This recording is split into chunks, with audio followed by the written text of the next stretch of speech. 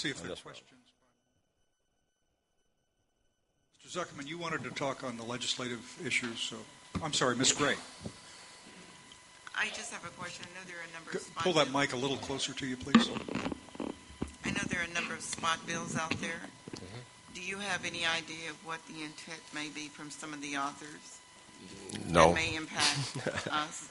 Not yet. At all? You have No. insight. No insight. Oh, but he has a lot of observations, I bet. Mr. Zuckerman. I don't know. Doesn't sound like it. Now it's on. Yes, sir. I was waiting with bated breath to hear your report on H.R. 1837, which you've been silent on, which probably the most significant piece of legislation rendering this whole process largely irrelevant. So I think you do need to have a discussion on it and understand what the impacts of it would be on what you're trying to accomplish. I agree. Let's see, I probably shouldn't do it, but I will. If you have not followed this dispute, this is the effort to utilize the authority of Congress over the Central Valley Project, and Chris, correct me if I'm wrong, and to essentially say that the standards required by the Central Valley Improvement Act of 1994 have been met, a declaration statutorily that they have been met, whatever the difference of opinion of regulators and scientists, and to direct that the operations of the Central Valley Project, and by, I guess, direction as well, the operations of the state water projects shall act as if that were true. And at least there's an argument that that would immediately grant a higher status on claims of water for Central Valley users and would set aside California's environmental protections, including, one assumes, perhaps the co-equal goals. I don't think they address that directly. I mean, it's a really interesting example. It was posed by the Obama administration, Senator Boxer, Senator Feinstein, so its fate is uncertain. But it's the first time that Congress has jumped into the middle of water rights stuff and essentially superseded state law, or proposed to supersede state law. It's, as you might imagine, gotten a lot of interesting support and opposition, and I think Mr. Zuckerman's point is right, a more careful analysis, Mr. Stevens, both from a legal basis but also from a policy basis, and how it would impact us is in order. Can I add a little bit more? Yes, sir. One of the fundamental issues is it does essentially say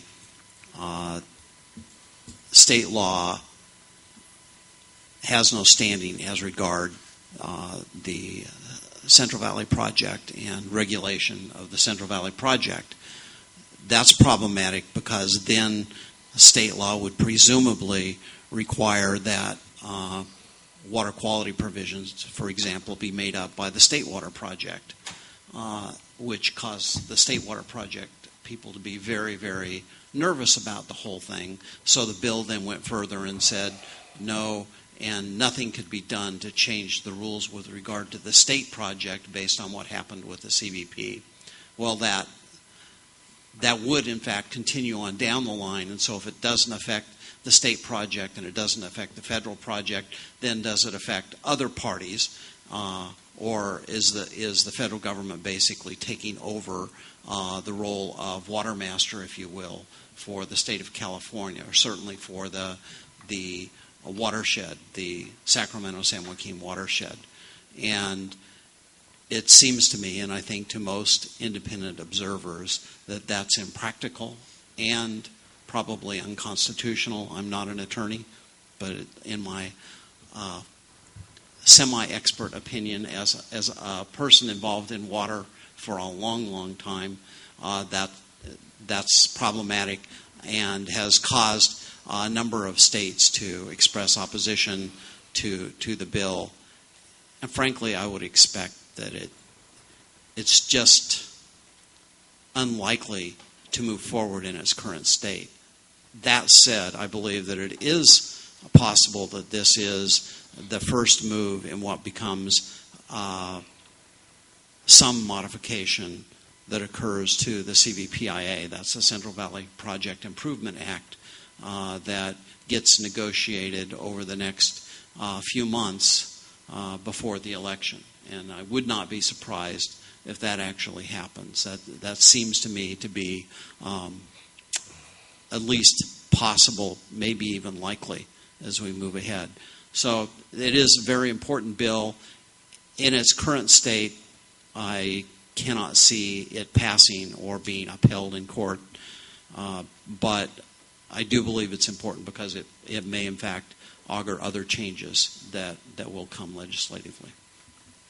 Don? Yeah, it's kind of in layman's terms, it's an effort to short sheet the Endangered Species Act and then make sure that it preempts any efforts by the state of California to make amends for it. And it's not only significant from what the impact would be, but I think it's also important that you look to see who the proponents of this legislation are, who are here before you on a regular basis and may raise some issues in your mind about their attention to this process. Thank you very much. Uncharacteristically obscure in that comment, Mr. Zucker. Okay, Randy. Tom, you missed one item in regards to this legislation. I think it's important to add to it, and that is that the broken system that we have for water delivery in California has resulted in shortages in some parts of the state that have been more heartfelt and more economically devastating than others.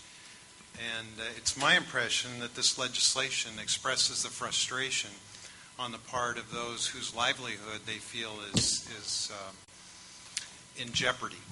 And although many of the recommendations that are included in that legislation are not things that we're considering, and we continue, I think, as a council to subscribe to the need for comprehensive changes that will lead to a sustainable, long-term, solved system. So while I share your concerns about the approach, I think it's important to note that there are people that have been economically harmed because of the unreliability of the system in some parts of the state, and that should not be lost in this discussion. Okay. Anything else? Mr. Stevens. Thanks. Is this on? Yeah. I was just going to add something similar, and it segues into one court decision that I was just going to mention very briefly, but I think your point is well taken. Pull that closer to you, Chris. Your point is well taken, Randy, and that there's a history of frustration on the water user side that we have to be cognizant of when we talk about any of this stuff. The one decision that came down at the beginning of this month was a U.S. federal Ninth Circuit Court decision that had to do with kind of an arcane, complex accounting system for environmental water that was supposed to be dedicated under the Central Valley Project Improvement Act going back to 1992. 14 years of litigation over the accounting by the Department of Interior over how that water should be applied for fishery purposes and or for other water quality purposes.